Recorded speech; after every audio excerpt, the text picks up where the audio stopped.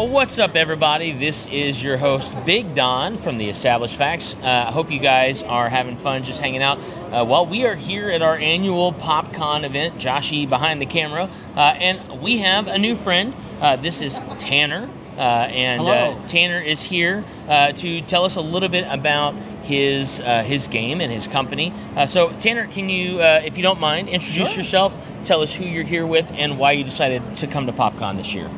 So my name's Tanner, and as he said before, I am actually here to spread the word about a TTRPG game that we're making called Midnight's Ashes. It was called Midnight Ashes Transit, but after voting with the community, it's a bit of a mouthful. Yeah. We decided to cut it down to just Midnight's Ashes because some people also call it MA. But yeah, I'm here with a couple of my wonderful community members back here. They're kind of running the booth and talking with people. We're handing out business cards and postcards and stickers on it just to spread the word, because we're going to do a Kickstarter here within the next year or sooner. And we're basically making a survival horror sci-fi fantasy TTRPG system. And we had a panel yesterday where we got to play test it. We had 2 tables full of people, parties of 6, and from what I hear, both of them made it out alive. Oh, okay. All right. That's awesome. Well, Tanner, can you give us a little bit of insight? How does your system work? What makes it different than like your normal traditional TTRPG? So one of the biggest contrasts between that is that we have a slightly more simplified D20 system. So for example, like in Dungeons & Dragons, if you have a Constitution score, depending on how high it is, it's going to give you a plus or a minus to your dice roll. Well, in MA, for example, we'll go with finesse, because finesse is like your overall physical fitness score. So let's say you have a 10, so it's pretty average. All you have to do is every time you do something physical, you just have to make sure you beat that 10 with a D20. Now, for modifiers, your skill tree, this is where it gets into specifics. If you're a strength build, you'll put some on your skill tree in strength, and you'll add that to your dice roll to beat that score. Okay. So, and basically with the basic skills, it's golf rules. The lower the score, the better. Okay. Which also plays really well in our magic system, because magic casters can cast as much as they want.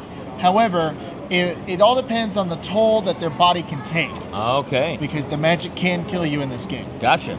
Another thing to note too is, unlike D&D, we have a primary focus on cards, both with status afflictions and with items. Because we have a simplified crafting system, make sure it's not too complicated. We keep it down to 3 basic materials and then 3 legendary. And then people can make dice rolls to make items and stuff, especially when you're in the apocalypse. Can't really get armor all the time. You have to make do with what you got. So, but yeah, that's primarily the main thing that sets it apart besides the universe. It's another big thing where D&D is more fantasy focused. This has got a sci-fi fantasy element with some hard sci-fi for some of those hard sci-fi fans, and some fantasy stuff that's more akin to maybe like Stalker, for example. Okay, very cool. So, Tanner, what was the reason that you decided to get into this sort of game development? As somebody who has designed games myself, and as somebody who has been a role player for 20 plus years, something like that, just planning a game out takes a lot. So what was the inspiration for even just beginning to design your own system, and like what were some of the things that you found were really complicated that you weren't expecting?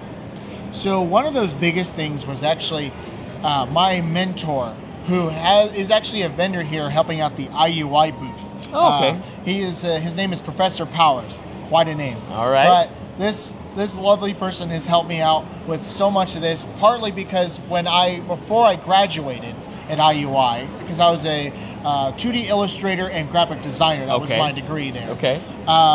We were deciding what to do for capstone, and he said, for that, you could do whatever you want. It's just got to be a creative project. You got to be able to write a paper once you learn about it. So I thought about doing a video game originally. But then I brought this project, which I started way back in high school. I first built the world and was looking for a way to test the lore. And a TTRPG system just seemed really easy to do with my friends, so it started there. Yeah. But when I brought in this whole briefcase of stuff, popped it open, and he's like, oh, do this. You've already been working on it for like 7 years. So then we did it at Capstone, and people are like, do you have a Kickstarter? And I was like, no, but we should. So now we're in the process of doing that, making sure everything is, looks nice. We got to manufacture all that stuff, and we got up to this point. And it's also another thing too, where it's like creating something is really cool. I've always had a burning desire to do it, and especially when, you've got, sometimes you could say with a little bit more in the higher up on the AAA end of things can get a little stale, and you got a lot of that lacking of creativity where people just franchise after franchise after franchise. It's the same system, but it's just a reskin on the same thing you're doing over and over again. Yeah, there's nothing new. So I thought I'd take a crack at it to at least put something out there and say that I did. Okay, that's awesome. That's awesome. Now, I know that you and I got a chance to talk earlier, and you're local out of Greenfield, Indiana, which is awesome. We love local. We love supporting local. So where have you gotten the chance to kind of get out to demo, and what are your goals for like demoing and getting out some recognition on your brand?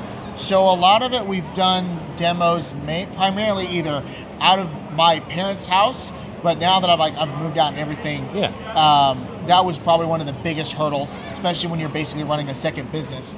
But we primarily did it there because they had this huge basement, so we ran it a lot, and I would get all this decoration set up and stuff like that. It first started with friends, then friends of friends, then coworkers, and then just other people who would come into wherever I worked at that just heard like, hey, you're the TTRPG guy. But now we primarily do it out of either just locations that people agree upon on our Discord, or Elfin Moon. Shout out to them. They've been They're a great store. Great store. Just on the south side of Indianapolis in the Fountain Square area. Great location, great store. The owners are fantastic. I've gone in there several times, talked to them about a couple of other games. But yeah, that's a fantastic place to go. I actually have one at the end of this month that will also be there as well. Okay, so you're running. So we're in May. So at the end of May, you're going to be running it. What's the date on that event? It'll be the 31st. The 31st. And I will say, if anybody wants to sign up, it would have to be very soon because we already got like 5 people. Okay. We need a party of 6. Okay, and where can they sign up? If they want to, they would have, right now, their primary vector would to be either to email me through the contact list on our website. Okay. That's cubikeepstudios.net, or they can go on to Discord. There is a link tree on all of our socials, like on Instagram, YouTube, Facebook, or TikTok even. Just follow that link. There should be a link at the top that says join the Discord community, and it'll take you right to our Discord server. Oh, nice. And then there you just hit up somebody by the name of Mr. Cubikeep, or you can @ one of the mods, and then they'll get you in contact with you. If I was going to find you on socials, would I just look up Midnight Ashes, or what would that be? So you could primarily look up Midnight's Ashes. That would be one of the methods, or the old name Midnight's Ashes Transit. But another thing you do is just look up Cubikeep Studios. Cubikeep. And that would be this. I don't know if the camera could see it. Gotcha. But that right there. Cubikeep. Got it. Okay. Very cool. Very cool. And you said that you got a Kickstarter that you guys are wanting to kick off, hopefully by the end of the year, but definitely by next year is the goal. And then we'll just see where that goes. That's awesome. Do you have an idea on what your goal is right now for your Kickstarter campaign? So we're looking between 40 to 55,000. Okay. So roughly that's about the average that most board game companies go with. Yeah. And that would partly be covering the cost of also self-publishing. This is another thing I'm doing right now too, because I don't want to publish and be like, it's horror. Yeah. So they're going to be a little iffy on that. Yeah. And then some of the other influences too, they're going to be like, oh, you should get rid of that. It's like, no, it's a core part of the game. People love that. I can't just remove it. Right. Okay, that's very cool. Well, Tanner, thank you so much for telling us about your passion project here. We're actually really excited. I know you guys came by our booth earlier this weekend and talked to us a little bit about it. And I'm glad that we got a chance to get together with you during the convention, talk a little bit more. So socials, we can look for Cubikeep Studios, or we can look for Midnight's Ashes Transit, or just Midnight's Ashes. Yep. Find you guys on socials. Make sure you guys are getting on there, following all of their information, getting on their Discord, staying connected with their community so that you know updates, Kickstarter information, things like that. Otherwise, Tanner, thank you so much for your time. I hope you guys had a wonderful weekend. It sounds like you got a chance to do a couple of demos, which is fantastic. And we just look forward to seeing how things are going to be for you and how successful you guys are going to be on your campaign. Thank you. We appreciate it. You're very welcome. Thank you guys so much, and we will check you later.